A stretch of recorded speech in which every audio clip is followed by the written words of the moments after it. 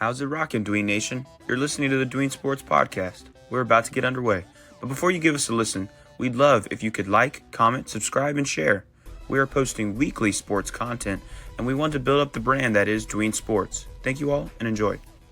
Welcome in, Dween Nation. This is your host, Justin Paez, alongside Genoa Agudelo, and we're looking towards Week 15, the first round of the fantasy football playoffs. Congratulations, you made it.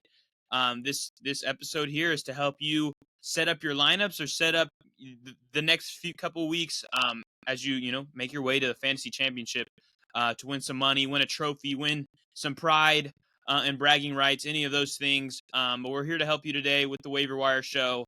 But before we dive into all of it, how you doing, Genoa?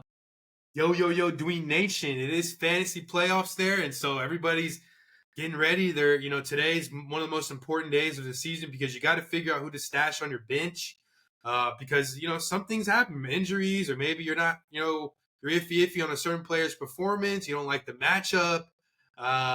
Maybe there's other strategical things you want to do in your matchup. So, Justin and I here, Dween Nation, have some picks for you guys that you definitely need to stash.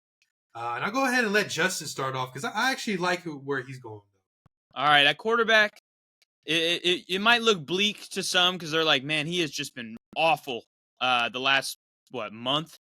And that's Kirk Cousins. He played his former team, didn't do too hot, didn't throw a touchdown. The week before, he played the Chargers, threw 4 picks, didn't throw a touchdown. The week before that, he threw one interception, only threw 73 yards, not a touchdown. Against the Saints, he get 300, but an interception and no touchdown. So he hasn't had a touchdown in 4 straight games. But now he's got Monday Night Football, and the Falcons are now not in first place in their division, and they won't make it unless they, beat out this Buccaneers team, which they have the head-to-head for. So they just need to win. They control their destiny in that division. Just keep winning. Buccaneers got to lose one throughout the rest of the way, but I think Kirk Cousins is worth the pickup for this week against the Las Vegas Raiders. The Raiders have struggled. They have not been super great in fantasy. They give up a lot of points to the quarterback position. And I just think Kirk Cousins he's mad. He's due. The calls and chants for Michael Penix to take his spot in the lineup. He's like, they paid me to come here. I'm trying to be, KIRKO chains. He needs that juice, that momentum. And he's got weapons to do so. Bijan's been great this year. London's been really good. Darnell Mooney has been a pleasant surprise. And then Kyle Pitts obviously is always a possible touchdown threat with his size. And I just think that this is a game that Atlanta flips it around. They look internally. They're like, what's gone wrong? We had this good stretch and, for like week 3 to 6 or 7 that we were doing really good. And we thought we were in charge of this division. But now things have totally flipped on its head. And I just think this is the week. He's only owned in 14% of leagues, so everybody dropped him. Everybody really has forgotten about him. And I think this is the week he makes his name back in the graces of our fantasy football league. Yeah, Justin. I like the Monday night matchup in Vegas there. I also like a Drake London kind of breakout game there. Have a great game. And then he gets a home game next week against the Giants, which that's a must-win. And then championship week, they go to Washington, where once upon a time, Kirk Cousins was a Washington Redskin, now Commanders. He was kind of pushed out the back door, I believe, which led him to going to Minnesota. And so, he's lost one revenge game this year, which we saw this past weekend. I don't imagine him losing another one in Washington, right? And so he's definitely going to have to show out these next 3 weeks. And so he has pretty good matchups, right? And then looking at his past 3 matchups, right? He had he was in Minnesota. Minnesota's been, tough defensively, right? And then he had a home game against the Chargers. With Chargers is pretty tough defense. A lot of people don't talk about that. The week before, he was at Denver, which is a tough matchup for any quarterback, in my opinion. Anybody that plays in Denver, even the great Tom Brady has had statistically terrible games in Denver. He's lost playoff games in Denver, right? And then the week before in New Orleans, right, it was a weird game. I think Young Hoku missed like 2 or 3 field goals. They were only able to put 17-point games. I think that was like Riz's first game as the head coach. And so he struggled. But now the slump is going to be over. They get Vegas. They get New York at home. And they get Washington. So I definitely like Kirk Cousins as a guy you can pick up and stash there for sure. And only owned in 14% of leagues. I'd imagine it'd probably be like 40 at least. But, man, 14 is pretty crazy. For me, I'm going to go with Cooper Rush, right? Now, the Cowboys, their season is pretty much done, right? I mean, they could make some late push, but they do go to Carolina, right? This upcoming week. Then they get a home game Sunday night against Tampa Bay, which is very iffy. And for some reason, I just like Cooper Rush's matchup in Philly, like in a couple weeks, and I just feel like that could be an upset alert for the Eagles, right? Because the Eagles got their victory, a couple weeks ago in Dallas, and then they're going to be in Philadelphia in a couple weeks, and so Carolina and Tampa Bay are two juicy matchups there for me. And not to mention is that Rico Dotto is starting to take off there, and I think that's going to help out Cooper Rush going forward.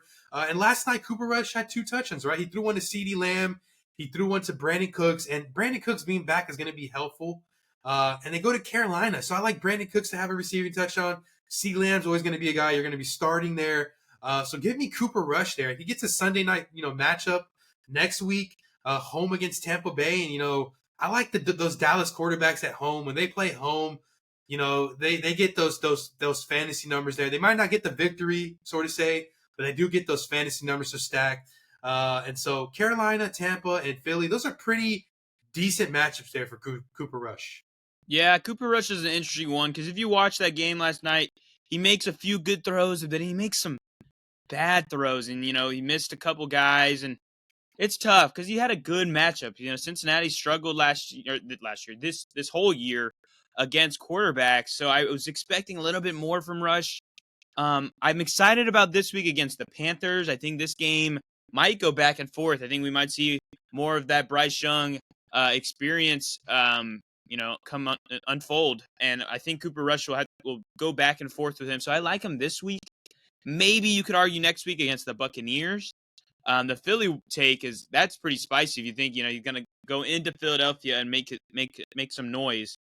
But I do like him this week. He's owned in even less percentage of leagues than Kirk Cousins is, so I think he's well worth the pickup. You got CD, you got Ferguson, you got Rico's breaking out a little bit. Brandon Cook. So I think it's solid, especially for this week. Going to the running back position, unfortunately, these San Francisco running backs just can't stay healthy. McCaffrey goes down last week. Jordan Mason goes down last week. We thought it was Garindo time. He has a great fantasy game, but then he goes down with an injury. He could miss this week. It's not like a multi-week injury, I don't think. But in the small chance or the largely average-sized chance that Garindo is not playing and you have to start a running back out of that backfield, Patrick Taylor Jr. got touches last week. He became the lead back. And any running back that's a lead back in a San Francisco 49ers offense is a back that's starting for me in fantasy. He's only owned in 4% of leagues. And so and he plays Thursday night. Yes, it's pretty quick turnaround. But to me, that even makes it more likely that Garindo will not play. And I think Patrick Taylor's going to be a prime play against a Rams, defense that we saw a couple weeks ago. Saquon go ballistic on. I know last week James Cook underwhelmed, but that was because Josh Allen took 3 touchdowns on the ground from him. So I think Patrick Taylor might be my pickup of the week. I'm very excited to see what he's got to do. Absolutely, Justin. Any San Francisco starting running back with Kyle Shanahan the head coach, you just got to. Like, he has a great history. I mean, I named him last week: Mac Breida, Raheem Mostert, obviously Christian McCaffrey. I'm missing a few, right? And then we saw Jordan Mason. Yeah, and we saw Jordan Mason this year. And then we saw Isaac Garindo come in. And it's just like, man, I as much as I do, pity the 49ers at times, they do have a great run scheme, and they always get the injury bug, it seems like. They make the Super Bowl. The following year, they have a massive injury bug and a massive disappointment through performance. And so I like Patrick Taylor a lot this week, right? They play the Rams on Thursday night. So you should know, Justin, how soon Garindo's going to be out. And Justin, if he's out, Patrick Taylor is a for sure start. I mean, a high-end flex RB2.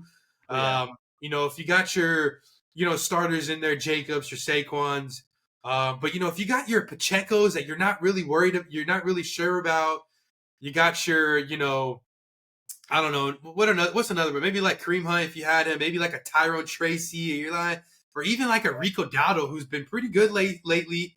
I mean, it's really a consideration to think like, man, Patrick Taylor's on this scheme. I do believe that they're home.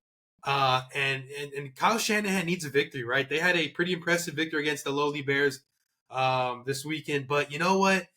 You definitely got to get Patrick Taylor and start him if Garindo's out. And you should know very soon because it's Tuesday. They play Thursday night, so you should know very soon. We should all know very soon if Isaac's going to be out. And I do think he might be. The injury looked pretty bad. So definitely fire up Patrick Taylor. For me, I'm going to go with Sincere McCormick, which most fantasy managers out there in Dewey Nation didn't really know about going into this week. With the Vegas Raiders, they kind of given up on Zamir White, so we might not see more of him in the rest of the year. Amir Abdullah is more of a receiving back. He doesn't really get a lot of rushes. And Madison has been in and out the lineup for the past couple weeks. They're probably done with him as well. And McCormick had 78 yards there. He had almost 10 fantasy points there in a game where Tampa was kind of in control defensively. Aiden O'Connell had played terrible. And I kind of like the matchup this week, or this next Monday night, home with Atlanta. Atlanta is one of the worst defenses in this league that no one's really talking about. Anytime you see a player going to go up against Atlanta, it's a tasty matchup, right? The running backs pretty much have it their way on Atlanta there. And, I really like Atlanta's matchup for sure. I like Sincere McCormick's matchup there. Not to mention, it's going to be a Desmond Ridder start. He's a guy that's a former Falcon, a revenge game. Oh, yeah. Obviously, it's the Raiders. They're going downhill, but they are home. And I do think that they're going to – come on. I love Antonio Pierce. He's going to need to get some type of victory or some type of effort from his players. Come on now. It's very sad to see the Raiders fall off so bad. I predicted them to win like 7 or maybe 8 games this year. But you know what? It's sad that they haven't even won like 3 or 4. So I like Sincere McCormick's matchup this week. If he was playing like a Denver, a Chargers, or even like a Rams, a 49ers, then I'd be like, nah, don't start him. But he's getting one of the worst defenses in the league. Anytime you see Atlanta, Dallas, Jacksonville, those are the defenses that you want to start your running backs against. I think that McCormick can finish off maybe like 15 to 18 fantasy points. Yeah, with McCormick, to me, if you look at the Raiders, look at that backfield, it's very ugly. You got, Zamir White, who I agree. I think he's in the doghouse. He's out of, this main running back room. Then you look at Madison. He's been injured the last few weeks. He's missing games, but he's a veteran that the Raiders know his ceiling. Then you look at Amir Abdullah, same thing. He's a longtime vet. He's only a receiving back, really. And then you look at Sincere McCormick, and if you look at this back half of the year, a team that's struggling like the Raiders, why not see if McCormick could possibly be a guy in the future? So I think that they're just going to give it to him to see if maybe this rookie running back could be somebody that they can, use, going to 2025. And then also you would look at it if, people were thinking that Abdullah would be getting all the catches and being on the field for third downs, but it wasn't really the case. Abdullah did have some snaps there, but McCormick led this backfield pretty heavily, and so that has me pretty excited. Now with Ridder at quarterback, it makes me less excited that this team will be able to move the ball a lot. It is a revenge game, so maybe we see Desmond Ridder's career performance this week. That'd be something interesting to see. That would help Kirk Cousins, which we just talked about earlier, and maybe make it a shootout. But I think McCormick is definitely worth a pickup going into this week. And the Falcons, if you look at it, they're statistically pretty solid against the run, but the problem is they are like almost dead last against receiving to the running back. So I think if McCormick kind of establishes himself with that role, he's going to be great. And next week he plays the Jaguars at home, which I really like that matchup there. And even the Saints in 2 weeks is not a bad matchup. So McCormick is a prime pickup. Him and Taylor, I think, are the best pickups of the week. Moving to wide receiver, I got Ray McCloud for the Atlanta Falcons. So I guess I got a stack of Kirk and Ray. Ray has just been very solid, and he's getting more targets than anybody on the waiver wire that I'm looking at for the wide receiver position. I mean, he got 11 targets this week, 8 for 98. I know the Vikings defense is one of the worst against wide receivers, but it's not like it's going to get much harder against the Raiders this week, the Giants, and then the Commanders over the next few weeks. So I think that Kirk and them are going to be throwing the rock, and I'm not saying he is a must start. He is a low-end flex kind of play, but if you are in need of something, or if you need DFS play, because he will be very cheap on DraftKings this week, I think Ray McCloud's an easy pickup to have. Yeah, it's pretty interesting. Ray McCloud has been used more, and we kind of haven't heard much from Mooney, so maybe that might be something to consider there. And he's a guy that they put sometimes at running back. Obviously, they have Algier there as a guy behind Bijan, and so I like Ray McCloud. I'm not sure if I'm going to pick him up. I'm kind of seeing what he's going to do this week in Vegas. But that's still someone to pinpoint and just keep track on, because it could be a guy that you could possibly pick up for sure going into next week if you guys are able to advance and stuff. So I definitely like that. For me, I'm gonna go with Marquez Valdes-Scantling, who's a guy who's been pretty good the past couple weeks. Ever since the injuries to Rashid Shaheed, who's long gone, and to Chris Olave, who probably won't be returning this year. He's a guy that's been looked at a lot. Obviously, he had 4 catches for 51 yards this past weekend against the Giants. But the week before, he had a touchdown, or past 3 weeks before, he had touchdowns. And he pretty much had his 4 touchdowns the past 3 out of 4 weeks.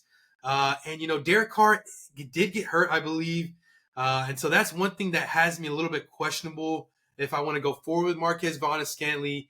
But it's going to be Spencer Rattler, who I think that, I was kind of hopeful for him earlier this year. I was kind of excited that he got into the lineup.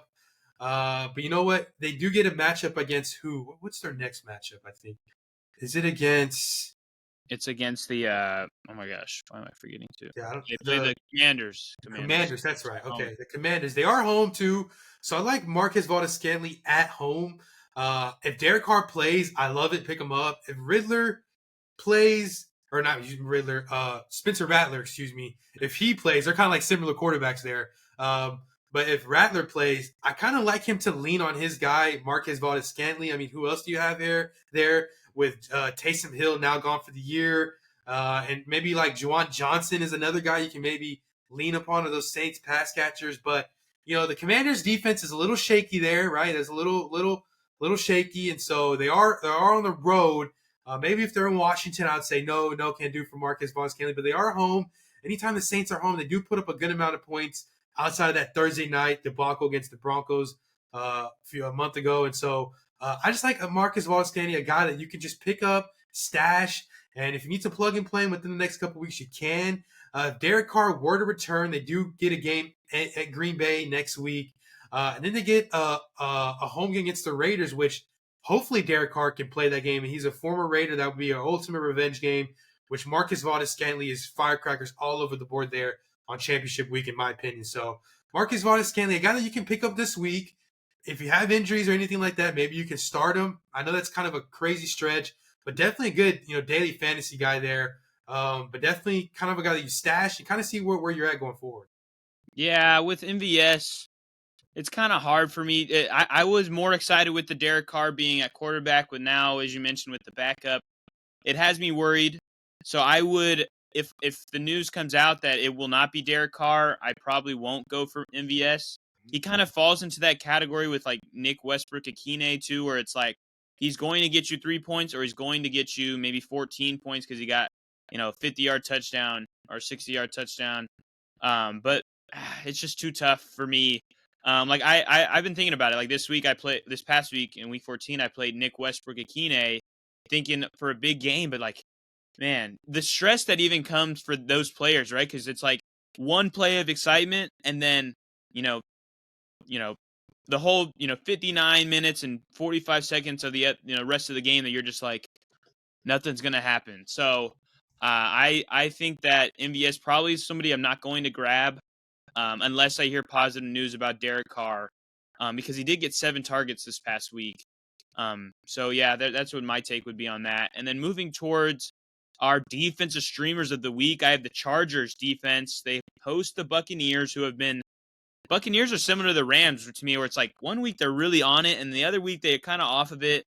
And I just think that the Chargers defense, they played pretty good against the Chiefs this past week on Sunday Night Football, and I just think that being at home, needing to get this win to stay in front of the Ravens, I just think that they'll be a good play. They're available in half of leagues, so they could be out there. They might be taken, but I think they're worth a pickup if they're there. Yeah, Justin, definitely a great pick there. You know how I feel about Baker Mayfield. He has been very shaky these past couple weeks. He had a hot start this year. Obviously, he had Chris Godwin, excuse me, and it was off to a better start. He had Mike Evans 100%, and so ever since Mike Evans has been back, he's been okay. But with this Tampa Bay offense, they might not have Bucky Irving. That might actually limit them offensively. And I think that the Chargers are a solid defense, especially at home. They need a victory. So that's pretty good. For me, I'm going to go a two-parter. Obviously, we just talked about Washington. If Derek Carr were to miss, I actually want to go Washington defense on the road because Rattler has not proven anything when he had a first couple starts in the first half of this year. But if Derek Carr does play, I might hesitate to start Washington and look towards Denver, home with Indianapolis. This is the Peyton Manning Bowl, is what I kind of labeled it. And Peyton Manning might be there in attendance for this game, I would believe. Maybe not. And Denver's home. They might have some windy conditions there. And AR, we're not 100% what AR we're going to get. And like I've always mentioned, Denver is such a tough place to play, no matter who it is. I know Jameis Winston was able to air out on this team the last time we saw this Broncos defense. But they're still able to do good. And then, with this Broncos defense, they need a victory to kind of be in that wild card. And AR has just not been impressive this year. Not to mention the pass catchers hasn't been so dominant. They barely scraped one out last time we saw them against the Patriots. And I just like this Denver defense rested, home. Surtain doesn't have a really crazy challenge. He's going to have to maybe worry about Pittman or Josh Downs. And so, Pierce has kind of fallen down from the fantasy graces. And so I just think that this crowd is going to be hungry for victory. And so that's kind of a two-parter there. Washington defense, if Derek Carr were to miss, if Derek Carr plays, maybe not Washington, we go Denver at home in Indianapolis. Yeah, definitely Denver being one of the best kind of pickups for the week, I think, for sure. Against the Colts at home. I know the Colts are both teams are coming off of a bye, but I don't know. I can't see AR kind of moving the ball a lot besides running it, but the Broncos are good just about everywhere besides one lapsed game against, Jameis Winston, but even in that game they got 2 pick sixes. So, I think Broncos, yes, is great. And then especially if no Derek Carr, I really like Washington to be the defense kind of that you can scoop up. I know they're available in a lot of leagues, so I like that there. But yes, Dwayne Nation, that's our waiver wire show for week 15. We are here to discuss more about starts and sits tomorrow. And what else we got? We got bold predictions and game predictions. So stay tuned with us. We're here to help you out. If you have any specific questions that you for your roster, we are here to help. Send it to us on any of our outlets here in YouTube, Instagram, and TikTok, and Spotify, Apple Music, or Apple Podcasts. We are everywhere under the sun. So thank you guys for listening, though. And Genoa, send us out. Yo, Dwayne Nation. This was our waiver wire picks of the weeks. Go ahead and check us out. Give us a listen and let us know what waiver wire picks you guys are considering picking up. It is playoffs. It's a lot of things going into effect. Are you guys, benching some star players that you guys have been hesitant all year? Or are you going forward with the waiver wire? Let us know what you guys think about our waiver picks and who you guys would add as well to the list. And so thank you guys for watching. We love you guys. And as always, peace.